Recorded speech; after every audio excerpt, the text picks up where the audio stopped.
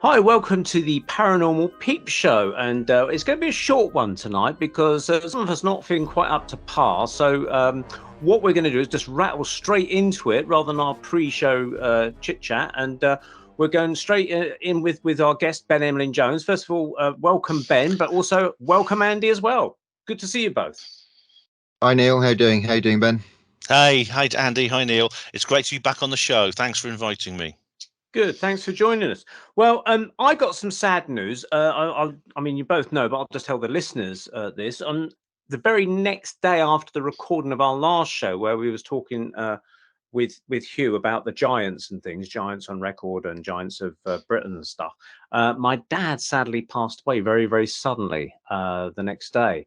Now, I mean, I'm talking about it because obviously it's an occurrence that happened, so I'm acknowledging it. But the other thing was that there's some very interesting psychic things to do with that. Now, obviously, I'd gone to bed after recording the last show, fell asleep.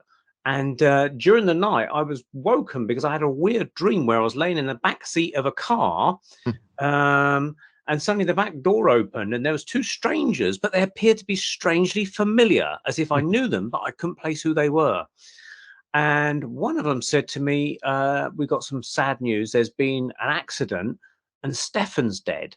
And I kind of woke up in shock, woke up out of the dream, and I thought, crikey, what's all that about? I thought, well, I don't even know anyone called Stefan, so who the hell's Stefan? But I thought, it's a bit of an ominous dream. I really don't like the feeling of that dream. You know, it woke me up. And normally when I get predictive kind of dreams, they do kind of wake me up. And anyway, I thought, well, I don't like the feeling of that dream. I'll go back to sleep. So eventually I fell back to sleep. And then about 2 hours later, my sister-in-law was on the phone. It was about 7 a.m. ringing me up to say that my dad had been rushed to hospital. And basically, he wasn't going to live long. And he was passing away with an aneurysm, which is the same thing my mum passed away with about 6 years ago. It's all very sort of sudden. So they'd been with him all night. He'd been rushed to the hospital. And she was ringing to say that we might be able to get you a few short words before he passes away. So, you know, be around on your phone. I'm thinking, oh, my God, you know, not the sort of thing you want to hear. So, you know, we waited around. It was awful waiting around those few hours. And then my brother rang up to say, sadly, he had fallen into a kind of coma and just passed away, you know, stopped breathing and stuff, which is obviously very sad for all of us, bit of a shock. But I think my dream must have been something to do with it. It's just too close a call, don't you think? That, I mean, I still don't know who this Stefan is, but yeah, the fact that it was indicating something that was about to happen, you know. And also, I wonder the fact that I was in the back seat of a car, did that represent my subconscious? Because I was actually asleep, and obviously, if I was in the driving seat of the car, that's my driving, my conscious, if you like, you know, my conscious self, my ego. But I was in the back seat, so it was a message being given to the back seat part of the mind, I think, which is through the dream state. So, what do you think? I personally think that doing in terms of spiritualist circles, development circles, and engaging in clairvoyant type things, when a medium connects with spirit, or when you go into meditation within circle, have you seen the film The Matrix? Haven't you? The first Matrix. You know when they talk about the construct. And right, it's years since I've seen it, so you'll have to remind me. Well, basically, in the Matrix film, they have kind of like a program that they create called the construct, which is like a foundation for things. And this is where you've got the kind of like they're crossing the street, and then everything freezes, and you've got the woman in the red dress. And Morpheus says to Neo, "Are you listening to me, or are you looking at the woman in the red dress?" So that was the construct that was created by kind of like the Morpheus character to give Neo some kind of like foundation to have an engagement with. The reason I'm bringing that in is, in a clairvoyant sense, I think a construct is built for us or by us as well. So in terms of your subconscious, it may well have been your subconscious creating a seat, like a car that you'd recognize. For instance, it couldn't be kind of like an abstract crystalline triangle, or I suppose it could be, but it's not something you really recognize, whereas you do recognize a car. So where the clairvoyant bit comes in, it seems like the two strangers were trying to warn you of something. But what really kind of flummoxes me is the Stefan bit. I don't get that. I don't get, because I think generally speaking, the construct probably is of a clairvoyant nature, and I would personally believe that the two spirits, or the two people, the strangers, could have been kind of like guides, or they could have been known to you from another lifetime. something along those lines. But what I don't get is the Stefan bit. Any idea Yeah. what you think that might be, Ben? I guess. Again, and only Neil could really know this, or maybe someone in your family knows that, Neil. It would be very interesting, incidentally, to find out if there is a connection somewhere in your family, maybe something your dad didn't tell you, or something you discover about your dad connects to the name Stefan, because that would be a very, very important piece of evidence. Your subconscious has a habit of sometimes tapping into other, through the collective unconscious, knowledge and things that you wouldn't understand. You wouldn't understand normally.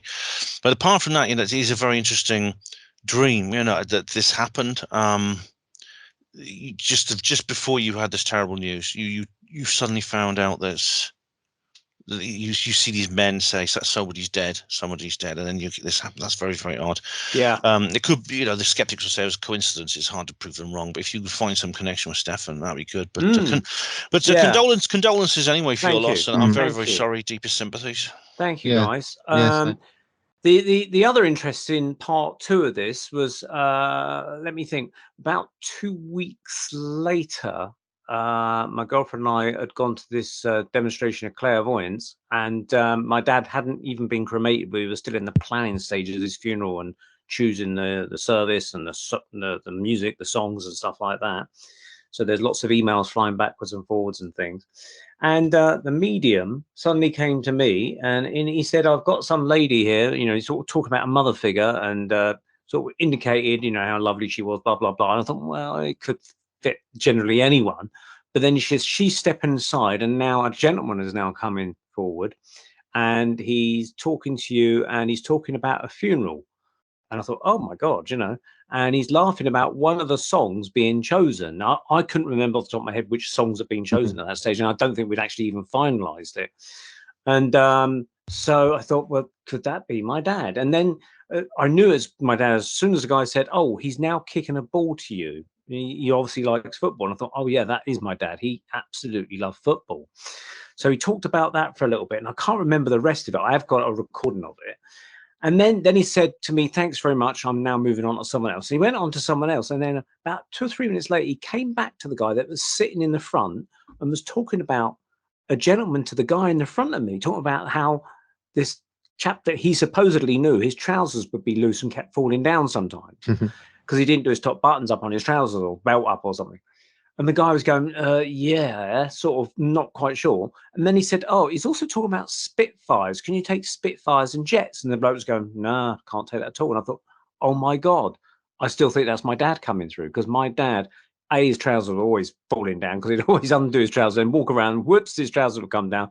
It was just a family joke thing that his trousers always be slipping off him. But the thing was, he was mad on the Spitfire, this World War II plane, the Spitfire, and he worked in the aviation industry with jets and things during his working career. So, that thing where sometimes the medium says, "Oh, my radar's a little bit off," and they get the information, but they can't place it. I think that was happening in this particular case. So I think my dad was getting help to communicate, and it had been passed over for like 2 weeks, and I thought that was quite spectacular, really, for first communication, as well. I'm not saying it was the best ever communication, but for a first attempt, and through a medium that wasn't really the best medium, I thought it was pretty good. And the other interesting thing is, maybe a week after that, we went to another demonstration because there's this spiritual center open up here in Weymouth. And there's this other lady medium, and she was okay, I thought, but then she gave quite a cracking piece of evidence, which was nothing to do with me. It was just quite kind of interesting. It's a bit like when, Andy, you was doing a reading on someone, you brought back their cat. Yeah. And they said, oh, what's its name? And you saw a jar of Marmite, and you said, I'm seeing a jar of Marmite. And they said, oh yeah, that's the name of the cat or something, wasn't it? And that's pretty unique sort of stuff. What's the chance of that, getting the name of a cat? Well, this lady was talking about, she said, I've got your brother here, and he's showing me like he's got a yo-yo, but he's hiding it behind his back. And I'm getting the indication that he stole it from a shop. And the lady said, yeah, that's right. My brother stole a yo-yo from Woolworths or something many, many years ago. And thinking, how bloody amazing was that to get that piece of information? You see? So, was that just a lucky guess or the two people are in collusion with each other or something? This is what the skeptics would say. But no way. No, because I've seen this lady before, and I just don't believe that collusion or the fact it was a lucky guess. I'm pretty sure that was genuine mediumship. Anyway, moving on. We'll move on. Ben, you're our guest tonight, so we're going to be chatting about what activities you've been up to, and you've been quite busy by all accounts, haven't you? Where have you been? Yeah, I've done so much. I mean, maybe because the lockdown's over, I've got this urge to go out and do things. I've done so much. I've been to 2 conferences already this season, and I've been on a field trip to Wales, which is really, really interesting. I went to 2 conferences: the Weird Weekend North and the Outer Limits magazine conference, which I've just come back from, and also I've been on a field trip to Pembrokeshire in West Wales, where in 1977. For about 9 or 10 months, all hell broke loose there. There's a massive amount of UFO alien activity. Strange beings were seen, flying saucers landing, things like that.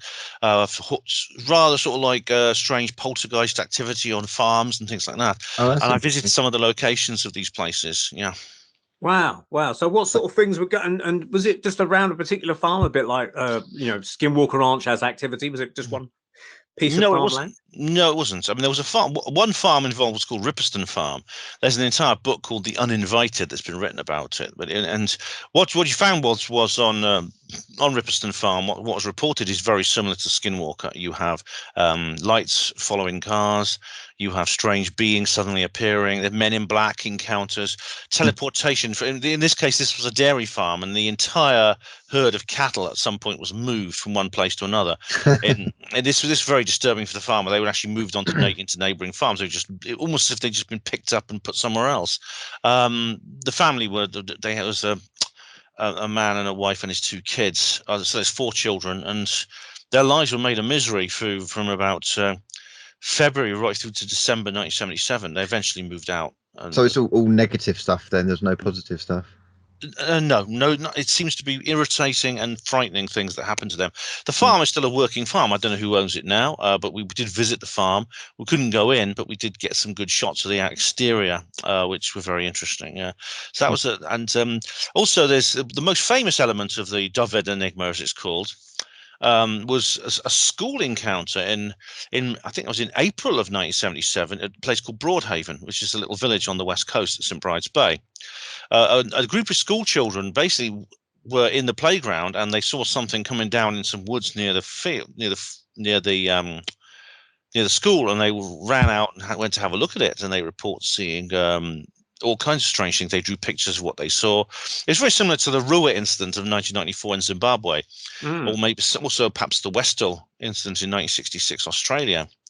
And the children, and they're not children anymore, of course they're adults. They're in their early 50s now, but one of them, the Swansea UFO Network did like a big 40th anniversary event for the Broadhaven incidents, and some of them turned up at the event. One of them has been in the media. He stands by his story. This was dismissed as a prank by the teachers, by most of the parents, by most of the community. But some people believed it. I mean, apparently some of the teachers actually saw something strange as well. And the children stand by their story, which is something you don't do. If you're playing a childish prank, it's generally something you don't. It's not a story you stick to when you become a mature adult. We've seen this with the Rua, that Randall Nickerson and people like that have gone and tracked down the witnesses to the 1994 Rua incident. And they're now sort of adults in their late 20s, early 30s, and they say, yeah, it was true. What we saw that day was true. Remarkable event. And I spent 3 days going around that area, and I made a video called Into the Triangle, which is on my channel. I called it that because this was dubbed the Welsh Triangle. In fact, Peter Paget wrote a book called The Welsh Triangle, which was published in 1979.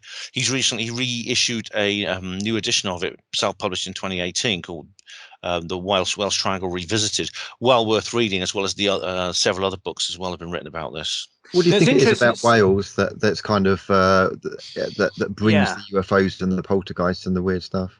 It's tricky to know, because there's a lot of, in Wales over the years, there have been other incidents like that. It's really quite a rich area, more so than England, I would say, of strange phenomena. For example, there's the Berwyn Mountains UFO incident, the Penturk incident, which I know is controversial, but I think is real. And it's difficult to know. I mean, there's no way of knowing why these UFO flaps appear. You can sometimes speculate about certain things. For example, if it's around a nuclear weapons site or something, that seems to be a recurring pattern. But other times it's just spurious. You just don't know. There's just no way of knowing. One thing that did strike me is that in the case of the Point Pleasant encounters in 1965, this is what John Keel wrote about in the Mothman prophecies. It's very, very similar actually to what happened in West Wales at that time in the Welsh Triangle. Similar phenomena, strange creatures and beings, men in black, UFOs. In the case of Point Pleasant, there was a winged humanoid called the Mothman, hence the title of the book. What happened was a few months after these phenomena ended, there was a terrible disaster. A bridge across a river collapsed. This was just before Christmas of 1965, I believe. It just collapsed into the river, and it was loaded. Lots of traffic lots of cars were on the bridge, and they just fell into the river, and people drowned. In the case of the Welsh Triangle, one of the beings was a pair of beings was spotted on a busy road near Carmarthen. And there was a very, very interesting encounter with a lorry driver. Now, a few months after that happened, there was a terrible disaster as well. There was a minibus full of rugby players, 8 of them, including the driver, and they had a head-on collision with a lorry. The lorry driver was killed, and all 8 people in the minibus were killed. 9 people altogether killed instantly at the scene. There's this idea that possibly these phenomena appear before something terrible is going to happen. That it's almost like a portent of doom. I don't know if this pattern recurs everywhere. It may be just a coincidence that both Point Pleasant and this area in West Wales suffered these terrible disasters just before strange things started happening. Did anyone kind of see any kind of Mothman creatures before these happened?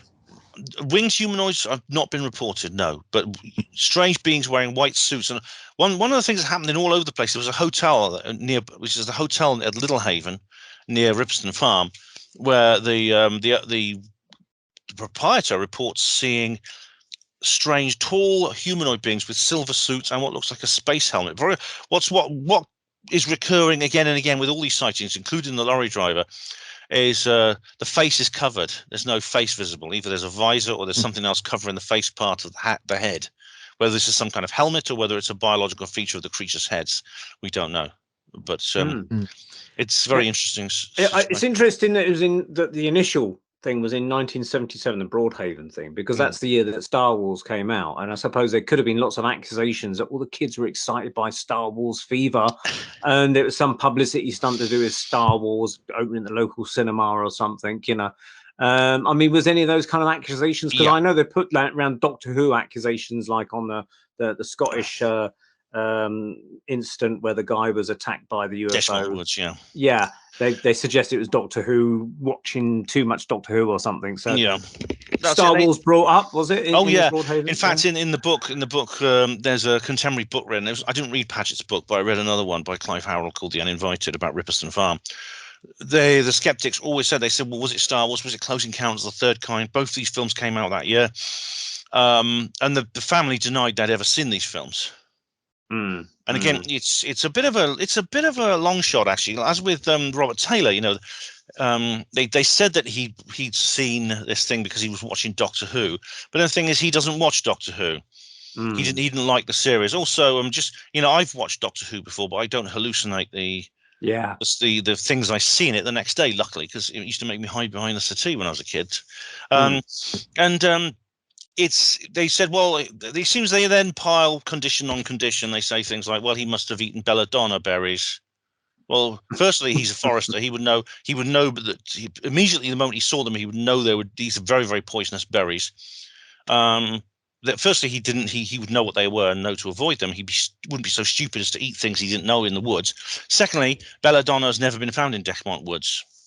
Just doesn't grow there, as far as we know. It doesn't grow there. He was also examined by a doctor after the incident, wasn't he? So you would have thought that the doctor would have maybe sussed that out, you know, upon any kind of examination. But he was actually looking at the psychology of him and also the physical injuries on him, because he was his trousers were ripped or something. I know. I've seen the trousers. Malcolm Robinson owns. Malcolm Robinson owns them today. Taylor gave them to Malcolm. I've actually held them. I put my fingers through the holes. You can clearly see it's as if they have been grabbed by some kind of hook. Now, this was blamed on because he was in a panic. He was running. He must have run through a thorn bush. Well, that's not thorns. These are heavy work trousers. These are like heavy duty trousers which people wear in the woods. They would produce tiny scratches at the most. This looks like whole sections of the fabric had been ripped.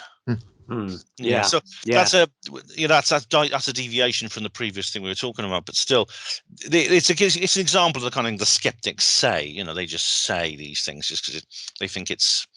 I don't know if they think they're just like I say. Well, let's just shove in any old non-ET explanation. Yeah, and anything to it'll dampen win, it down. It'll win by default because it's not ET. It doesn't matter how unlikely it is. It doesn't matter how crazy it is. It doesn't matter how it makes far less sense than anything we could come up with. We'll just put it in there.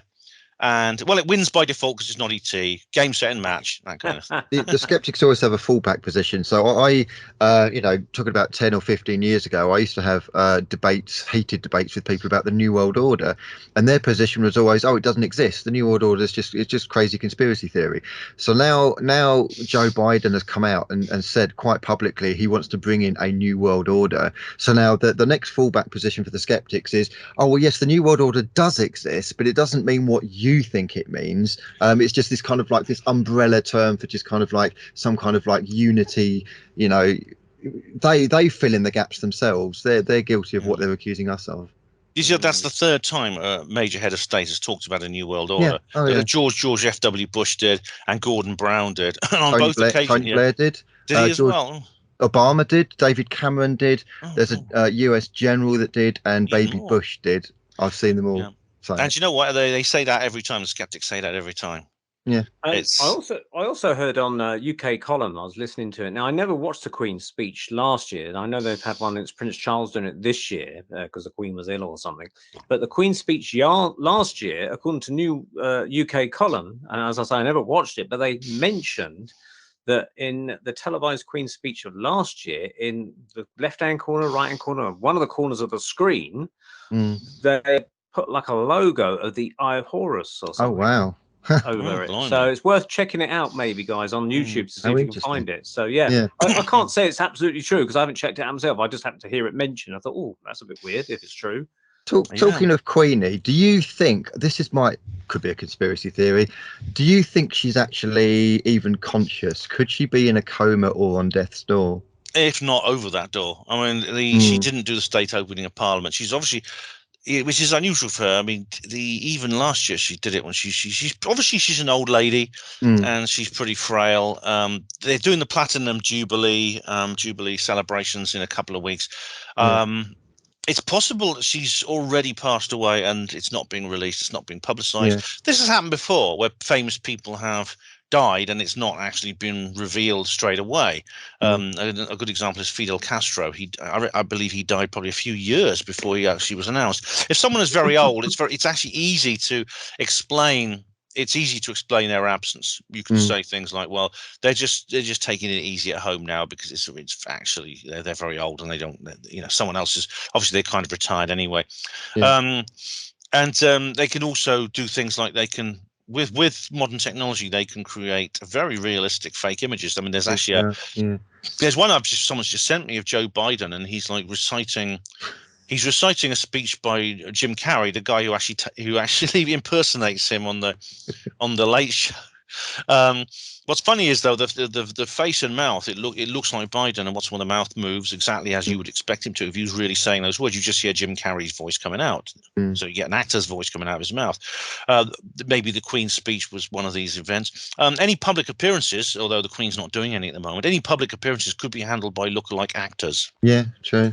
There's as in the I don't know, I can't remember what it was based on reality. There was a famous story called The Prisoner of Zenda about about a man. It's a thriller about a man he's a guy in Eastern Europe. They swap people. One was in prison, and he's asked to impersonate the king of this country, and he does so. And it was made into a good film actually with Stuart Granger. That apparently is based on a true story. I don't have all the details to hand, but I was actually, funny enough, I was in York just a few days ago, last weekend. No, just at the end of last week, and I saw a poster of the Queen on a wall. And someone has written "She is dead" on the wall in graffiti and put an arrow pointing at her. Which, by the way, York is a very interesting place. If you've never been there, it's worth visiting. I went there about 30 plus years ago. So yeah, it is very interesting, very historical. I had a psychic experience in York, actually. Did you? What happened? Yeah. So this was around about 2001, going back a long, long time, as I was getting into spiritualism and mediumship and all that kind of thing. And I was visiting family up there because I got family in York Way. And I've been there before, in the city before, but at that point, it must have been kind of like 10 years prior. So I didn't really know the city that well. So I was walking around, and there's like a cobbled street section. There's like a very old Tudor medieval type section.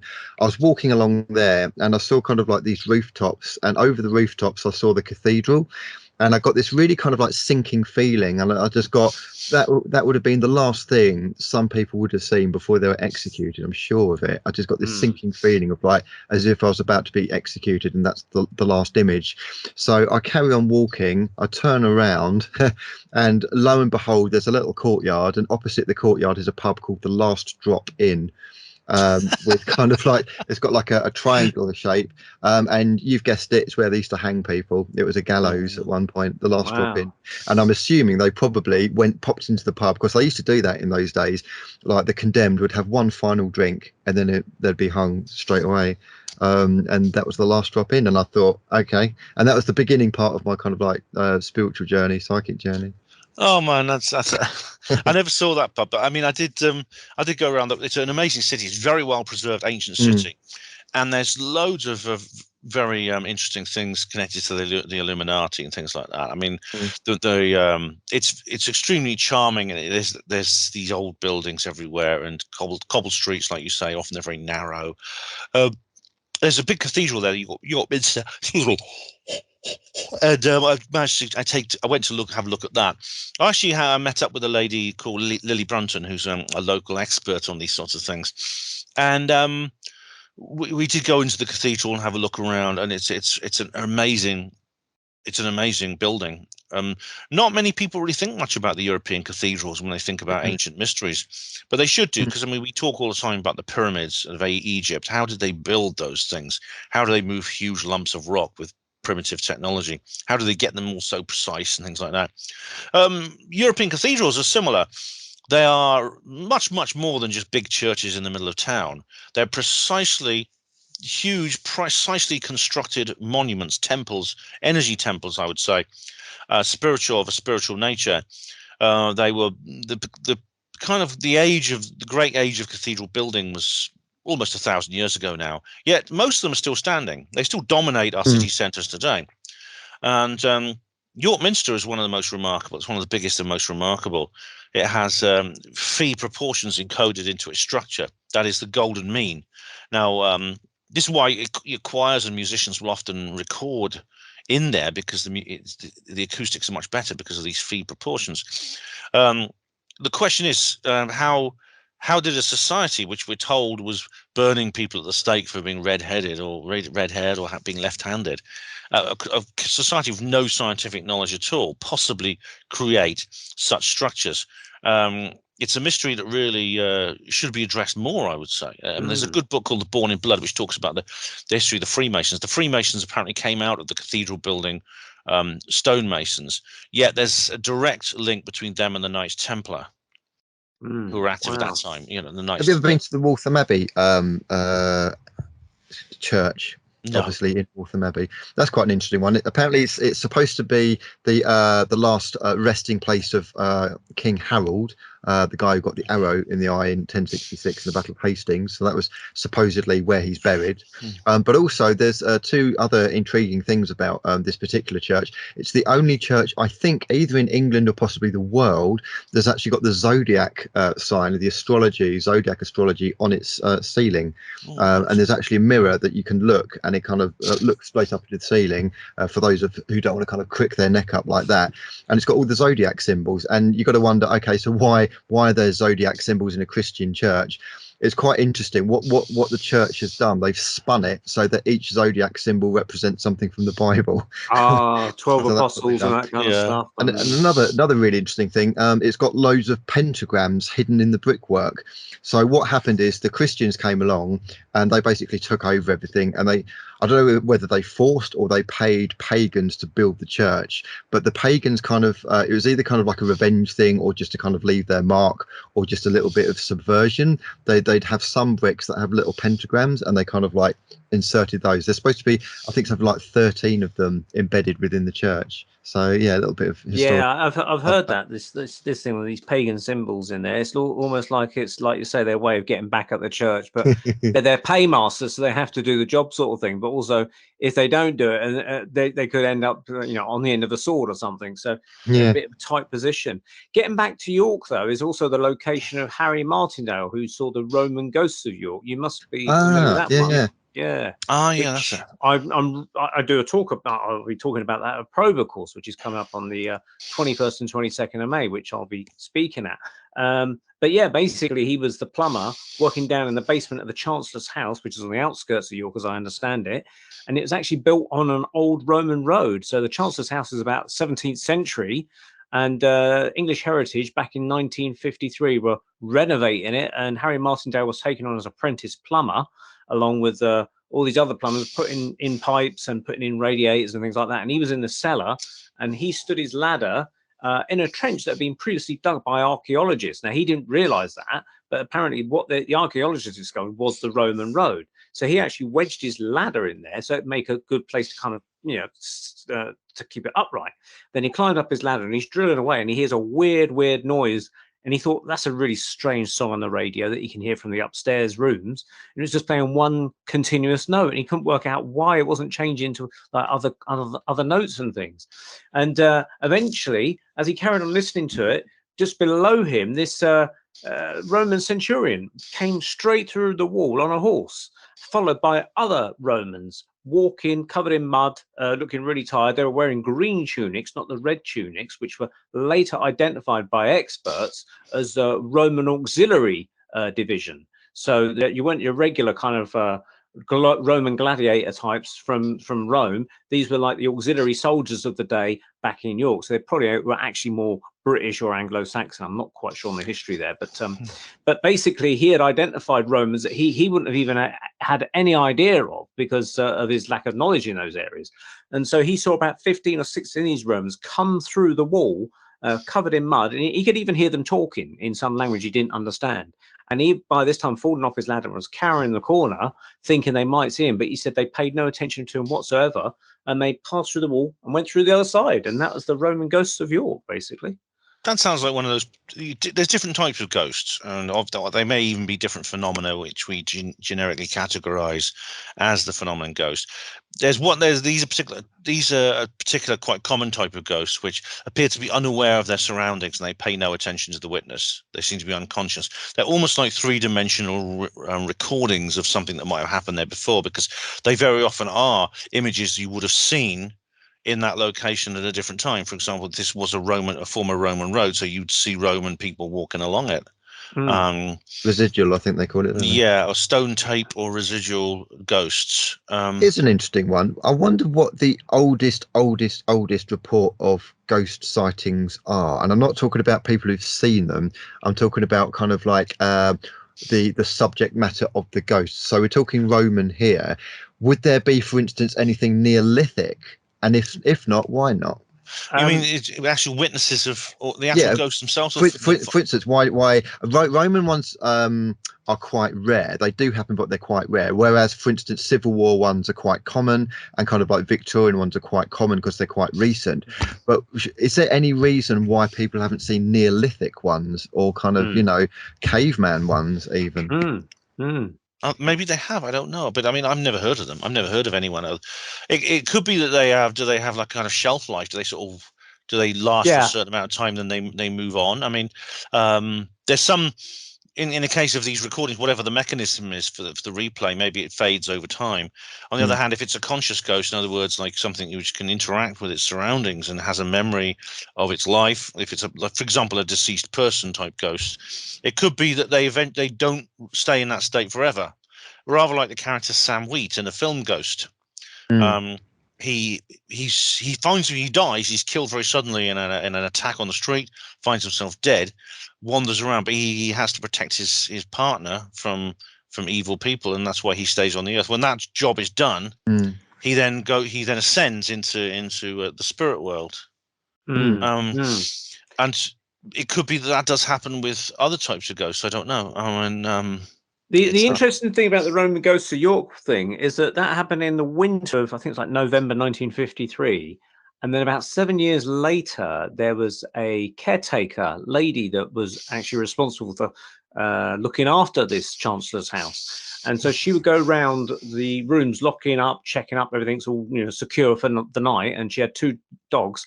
And sort of like 7 years later, like 1957, 58, I can't remember, in the February, again, the winter time, her dogs were standing at the top of the stairs looking down into the cellar, so barking. And so they were aware of the ghosts. And she looked down and she could see the ghosts again, the Roman soldiers from a different angle this time going through.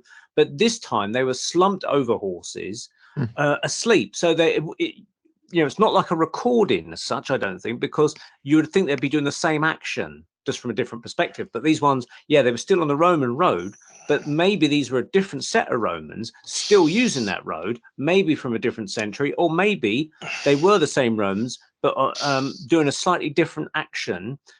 Again, in the winter, though, of their time period, because they were covered in mud. And what my hypothesis is that Harry Martindale and the caretaker are looking through a window in time, from their point of view of their winters, where they are in the 1950s, back to the time of the Romans 2,000 years ago, to their winter time. So it's like Tuesday, winter days, 1953, and they're looking back to that Tuesday of 2000 AD or 2000 BC or whatever it is, of the Roman Ghosts of York. And they're both covered in mud, which suggests that it's their winter time as well, you see. So I wonder if it's like a window in time kind of idea rather than a stone tape theory, because it would suggest that you'd see the same action being repeated, I would have thought. It could be, although the mechanism is not. If that's the case, then the mechanism is something I can't even imagine. Yeah, I mean, I've had a similar experience myself, although it wasn't. It was actually an immersive flashback for me.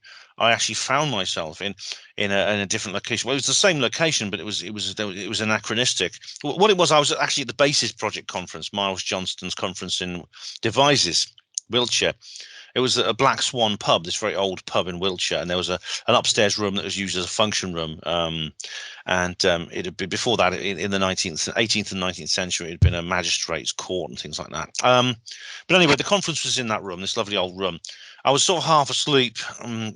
In the way you do, the way I do in a conference, I sometimes go into half sleep state because I get drowsy, and I suddenly found myself standing at the back of the room. And it was the same room, but some things were different. The fire was lit, there was sunshine coming in through the windows, and Miles and everyone at the Basis Project were gone, and the big dining table had a white tablecloth over it, and there were people sitting around having a meal. They were having dinner. I saw a glass of wine on the table. Some of the men were smoking, which of course outdates it. And their clothing and hairstyle indicated that they looked kind of like rather retro. And I could hear them laughing and talking. They didn't notice me, but I could feel the heat of the fire, incidentally, behind me, and I could smell the cigarette smoke. But they Did you didn't go up to any of them? No, it was only lasted about 3 seconds. I was just standing there.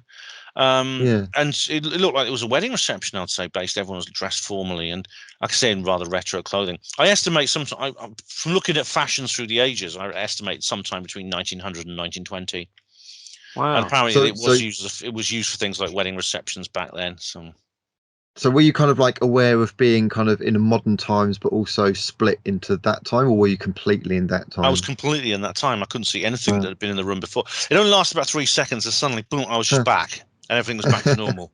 It's a very strange experience. I can't prove it wasn't some kind of hypnagogic dream, but it was very, very sort of like vivid. It was strange, and I've never forgotten that.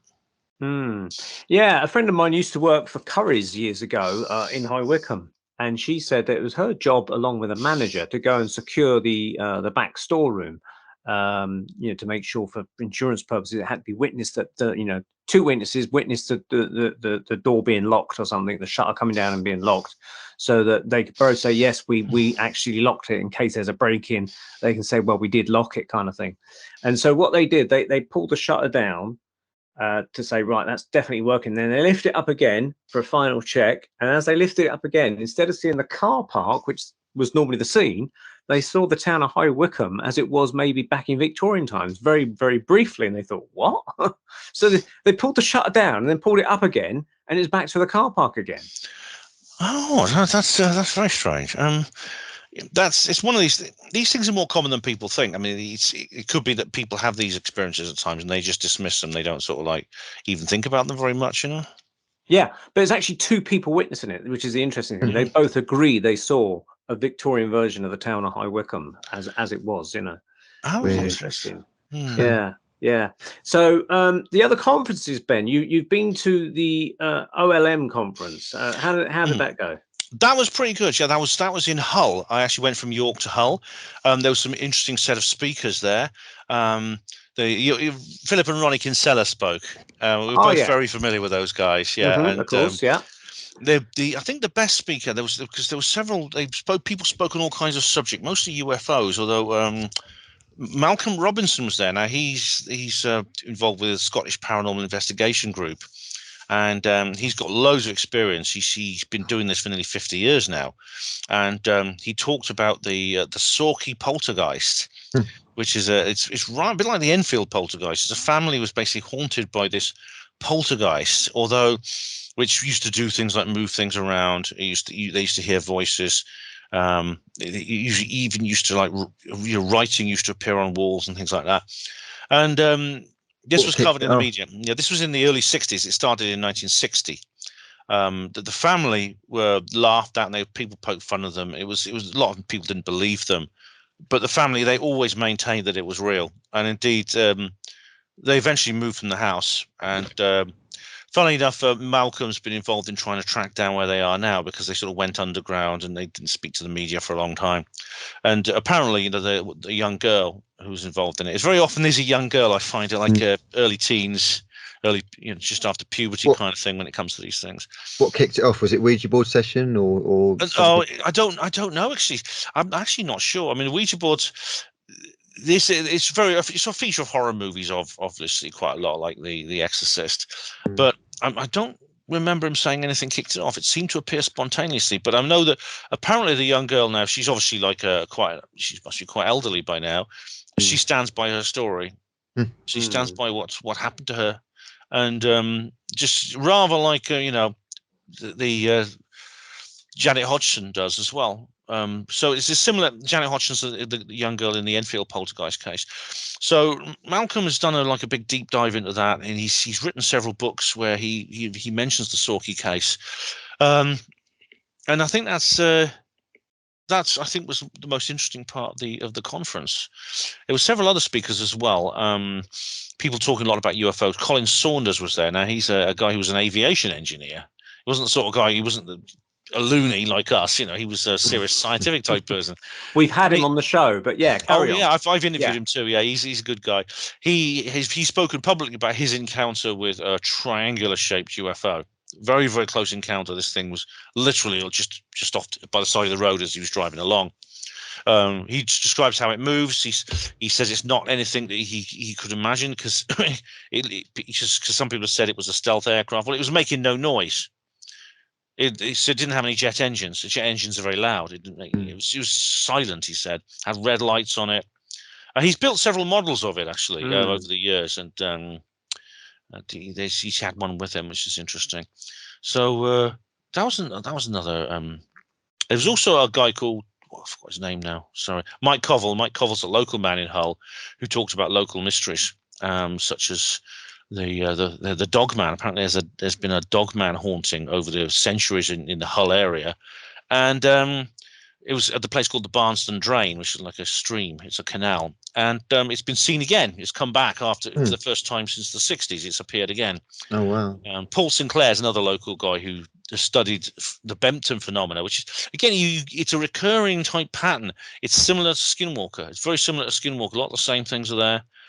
This is just up the coast off from Hull at a place called Bempton. There's a place called Flamborough Head, and spooky stuff, and including some of it's quite chilling and sinister. For example, animal mutilations, and indeed people disappearing, literally vanishing. I mean, people do die on when they're walking on this high cliffs. There, sometimes people fall off; they get blown by the wind off the cliffs. So there's suicides there as well. It's quite a common suicide spot. Unfortunately, people jump off the cliffs to kill themselves. But no, the bodies were never found. Nothing. They just disappeared. It was kind of David Paulides type mystery, you know.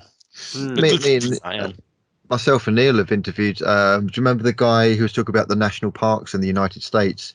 And he says that thousands of people go missing in national parks every year. Do you remember that's that? David Paulides, yeah, that's him. Oh, that is him. Yeah. Oh, we didn't actually interview him though, but I know David Paulides. I'm trying to think who it was that we spoke to. We did. Yeah, we interviewed somebody of a similar thing, and it's incredible. true. I mean, people in remote areas, they just vanish. And sometimes they turn up again. This is what's weird. And Paul was saying there that this has happened on occasions. You do get someone who's lucky enough to come back. Most of them don't know. Most of them just. What do they report when they come back? Do they have a memory of anything? No, they just have no memory, either very confused memories or no memory at all. Konstantinos Philippidis is a good example of this. He's a chap from Toronto, Canada, a keen skier. He was skiing at the White Mountains in New York, USA, which is an old Olympic area actually. Vanished completely. His friends went looking for him. There was a massive search party looking out for him. His family came down trying to find him. And it's funny because he was just like skiing with his friends along a piste, and they look around. He's just not there. That's bizarre. Right. And then he turns up 3,000 miles away in Sacramento, California. He's still wearing his ski and his warm jacket and his helmet, his skiing helmet. He's just walking. He's confused walking on the street. Doesn't know where he is. He's taken to a hospital and they look him over. They see eventually he sort of returns to normal and he phones his family and they're very relieved. But how the hell he got there? But still, no skis on his feet, just walking in ski boots, I presume. Yeah, this is what's weird. This is what's weird about it. That is incredible. How do you get? I mean, where did you get there? This dogman thing is quite a big thing in America. I listen to a show called The Confessionals. In fact, I should be on it, so they're going to interview me soon. But The Confessionals talk about the dogman and the Bigfoot. And I first started thinking about this as just kind of a bit of jolly old mythological fun. You know, it's just a silly Bigfoot stories. It's nice if it was true, but it's kind of like a bit silly. But the more I hear witness testimonies and people who live in the sticks and the boonies really talking about it with genuine sincerity about the fact that they're seeing these big hairy ape creatures that are not human in the forest, the more I'm thinking, what the hell is going on here? And these dogmen have also been reported. And not only that, but there is one particular case where an Anubis type character showed up, like an Egyptian Anubis type character. Oh my goodness. That was a dog head, isn't it? Yeah, literally an Egyptian dog with like a humanoid kind of like figure and then a dog's head. And then a lot of really dark, sinister things started happening after that thing appeared. Yeah, they are often associated with like with things like that. They're often associated with creepy stuff, you know. It's weird. I swear the Hadron Collider's got something to do with this, because if you think about it, pre 2012 or whenever it was that it was turned on, life was fairly normal, and since then everything's gone batshit crazy. Everything's just clown world now. Well, I do wonder about, because I wonder that because of the because it's primarily because of the Mandela effect. I mean, all this that appeared as well.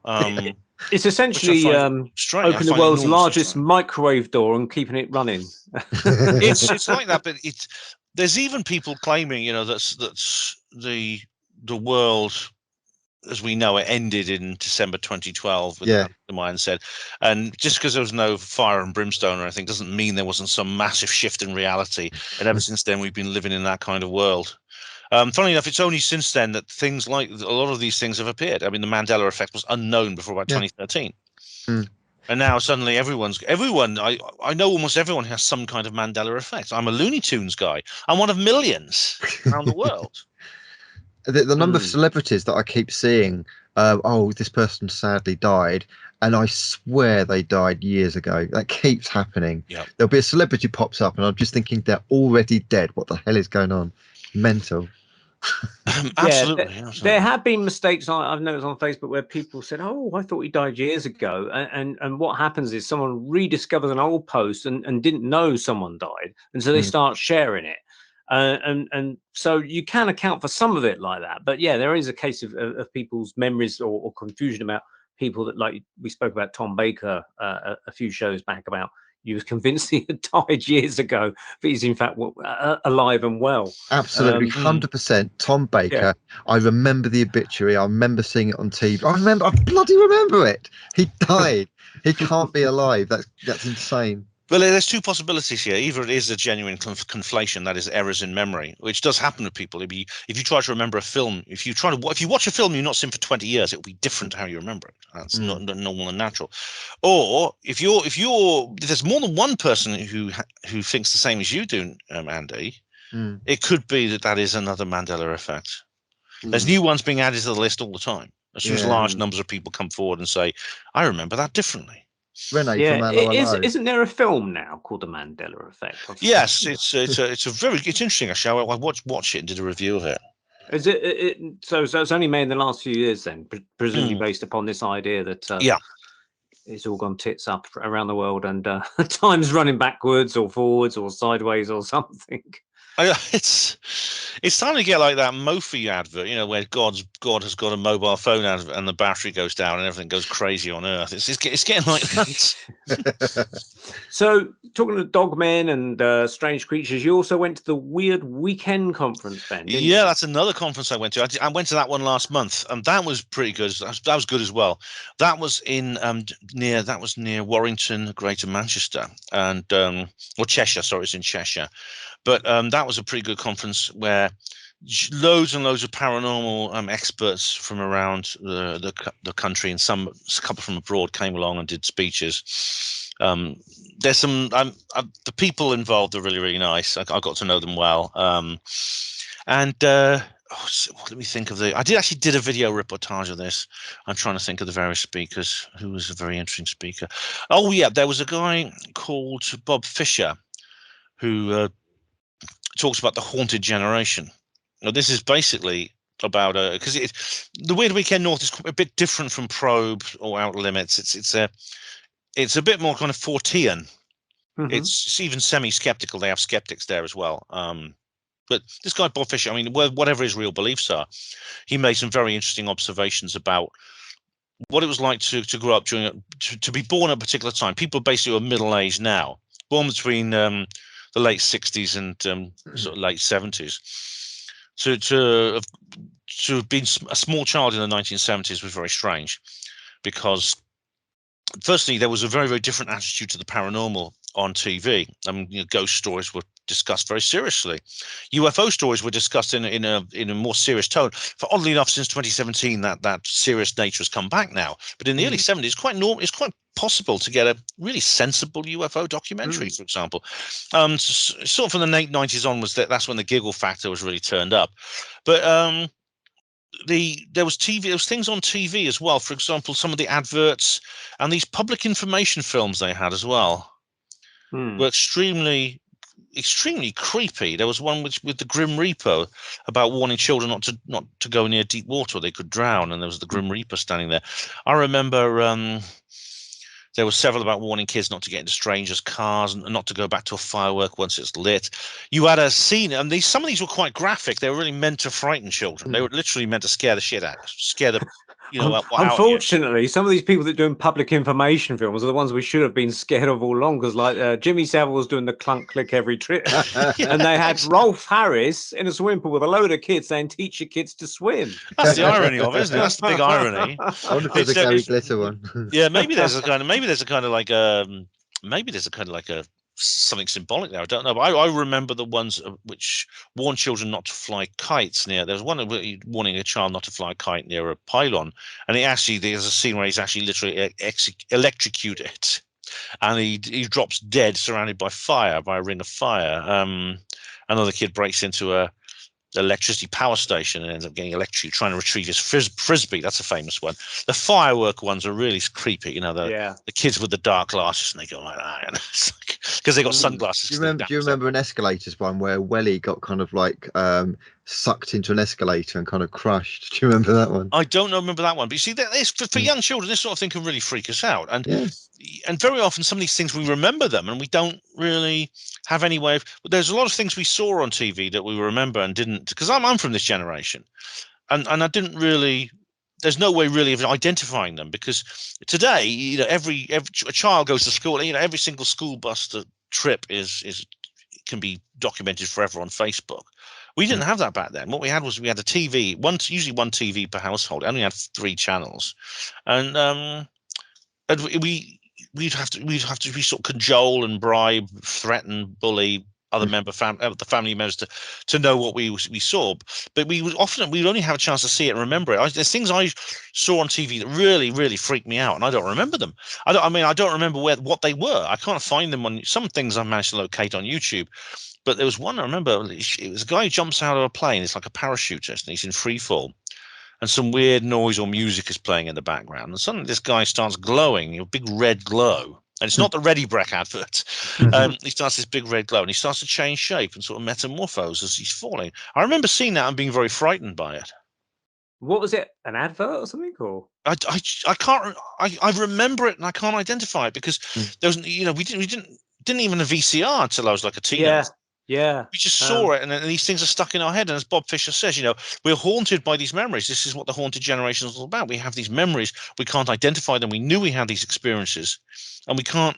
So we were kind of abused by the TV. Is that the point you was trying to make? Yeah, there's a lot in culture in the 70s like that. So was Mary Whitehouse maybe, you know, trying to do good for us, and we didn't realise we were just taking the piss out of her? Really, I took the piss out of her for many years, but really, I mean, I think she was the prophet of her time. I mean, it's sad that now people I personally do take her seriously, and I wish we had at the time. And TV's got a lot worse since then, of course. I mean, violence has increased, swearing, explicit material. Also, a lot of nasty propaganda, I would say, of all kinds is on TV. That's always been the case. The television has always been used for that purpose, but it seems to have the ante's been upped since then. I think we have far more. TV now has thousands of channels and it's HD widescreen images. You know, so much more technically sophisticated than we have now.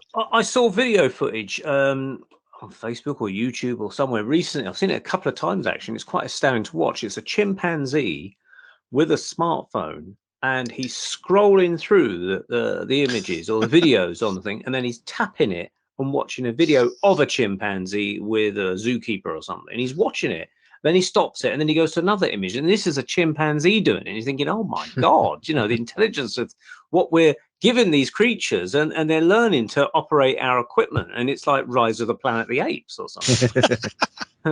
Oh, it's how weird is that? Yeah, that's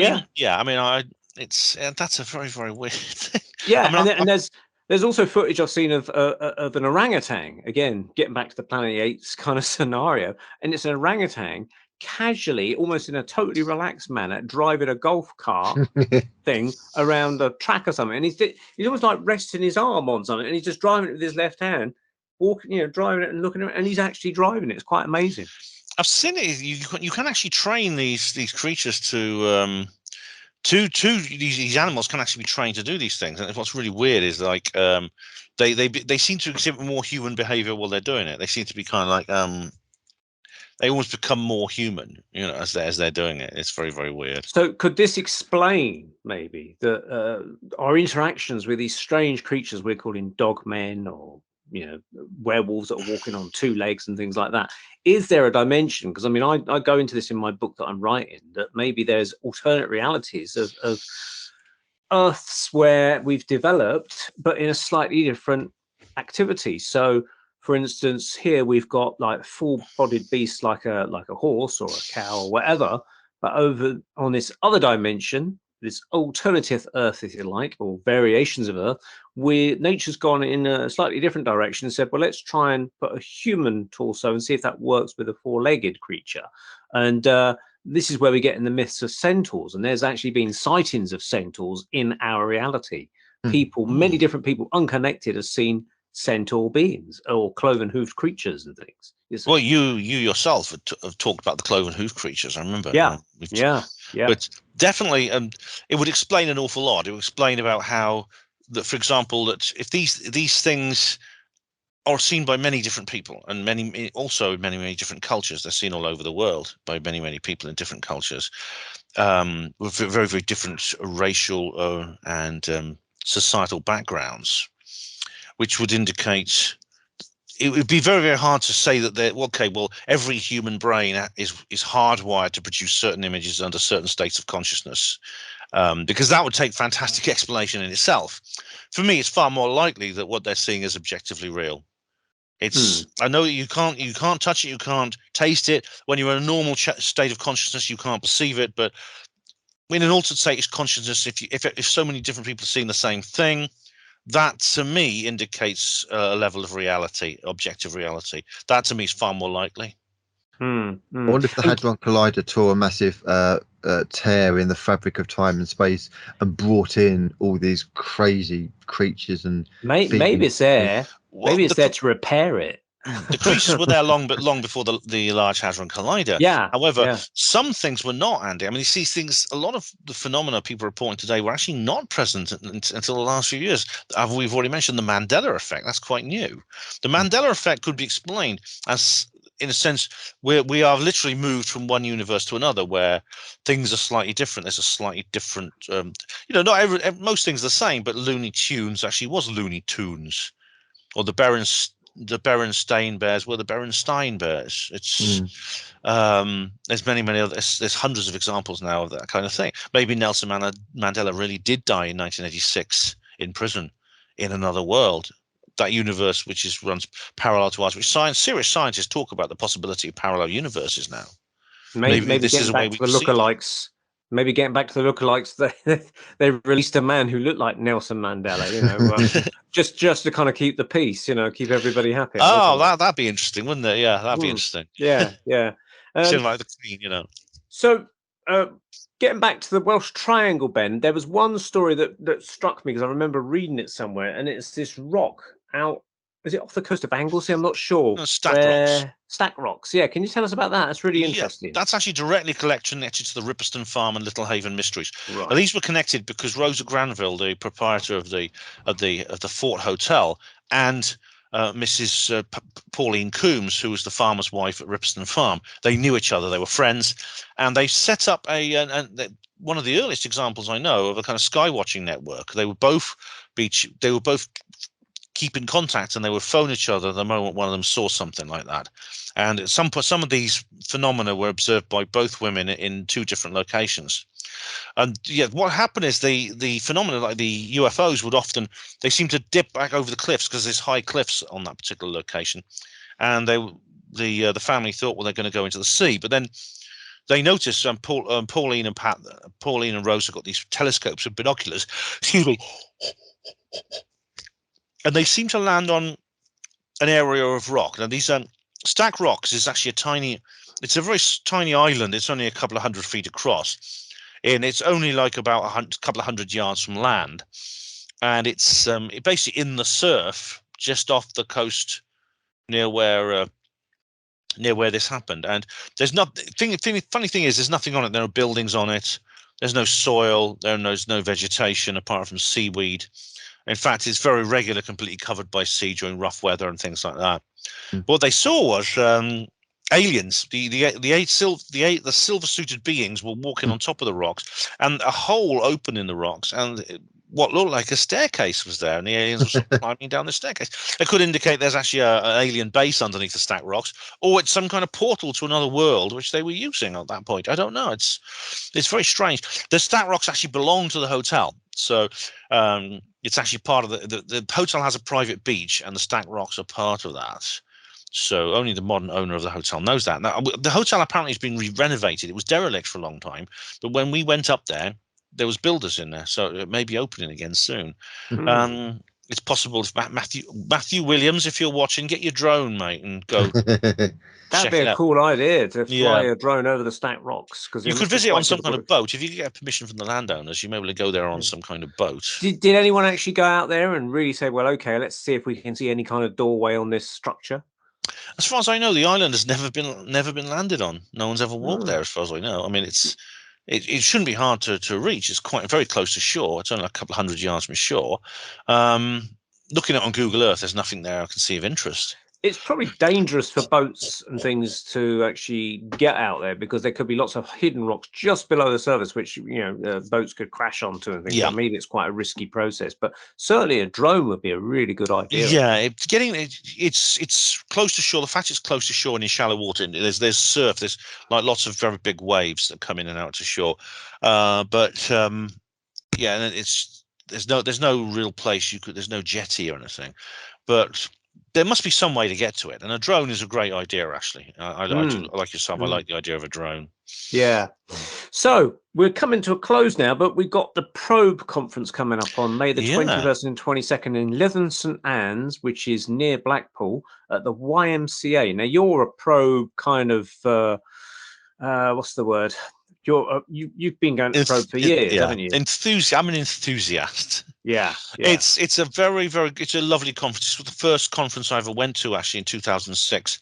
And it was a twice a year at the YMCA. Really, just like other conferences, list of speakers. It's a fairly standard kind of conference. But I made lots of friends, and I developed relationships, which I value very much. It ended, actually. Well, there was going to be one last one in 2020, and that was going to be the end of Probe because Sam, the organizer, was retiring, and he was going to shut down the whole thing. Then the lockdown struck, so the last week I thought, we can't even have a last Probe; it's all gone, and so I was very sad about that. But then Paul Wright, Sam's son, has decided to resurrect the franchise and bring it back. And this is kind of an experiment. It's kind of like a pilot scheme he's got going. But what he's done is really wonderful, because I was so happy when I heard that the Probe was coming back. I really was. Now, he may not have it. He may not carry it. He'd probably change it quite considerably to what it was like his parents, Sam and Jean, who ran it. But the community of people is going to remain the same. It's going to be the same kind of people who go along. And goodness me, it's not long now. I've already booked my tickets. I've got my ticket and everything. And you're speaking, Neil. There's several other very interesting speakers I'm looking forward to seeing.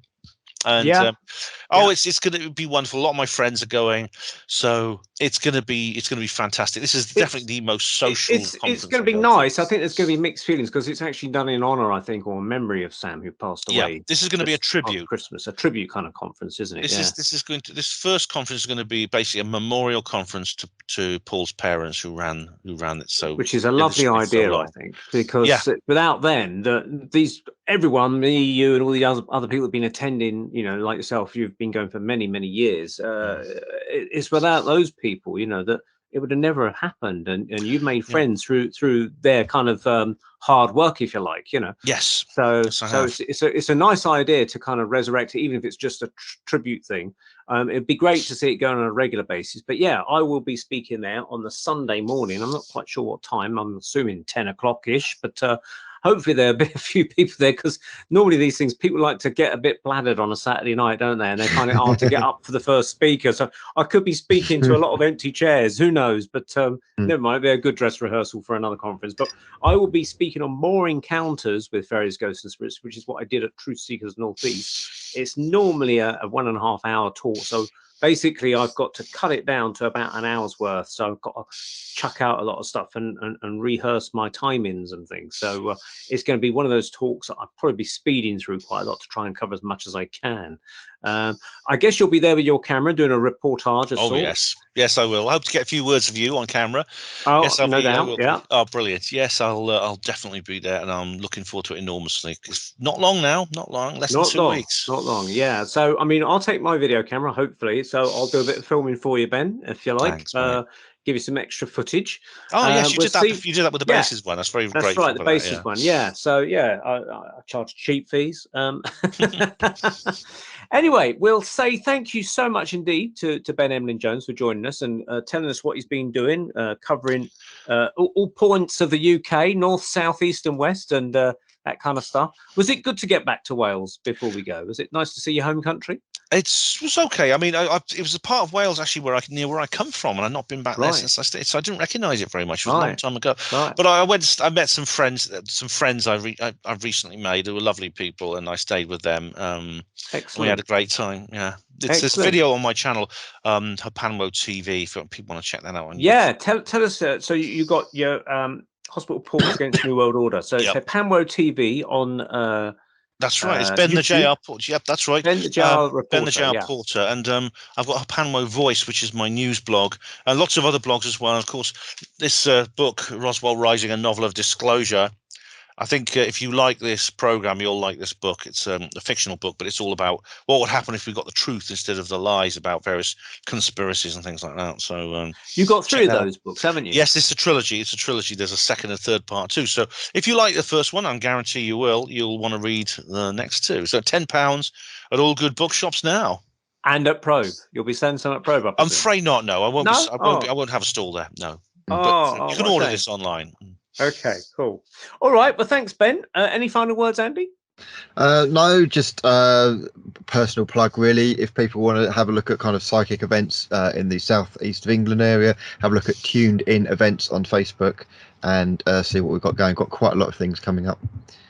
Okay, cool. So it's Tuned In Events with Andy, and it's Probe and Probe for me and Ben certainly, and Hipanwo Voice and TV will be covering that as well, and I'll cover it a little bit for you as well. So stay tuned for next month. We'll be back with more on the Paranormal Peep Show on the Paranormal UK Radio Network. Thanks for listening and thanks for watching.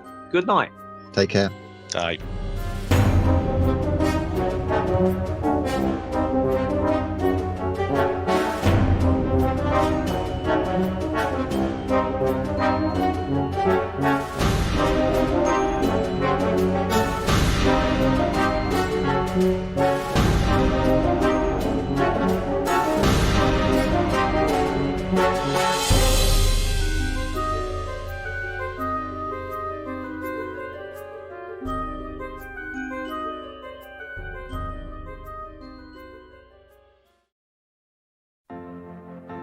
My name is Neil Geddes Ward and I am one of 5 boys, and as a youngster I tended to be the quiet one, but things soon changed when I learned the bass guitar and later played in heavy rock bands.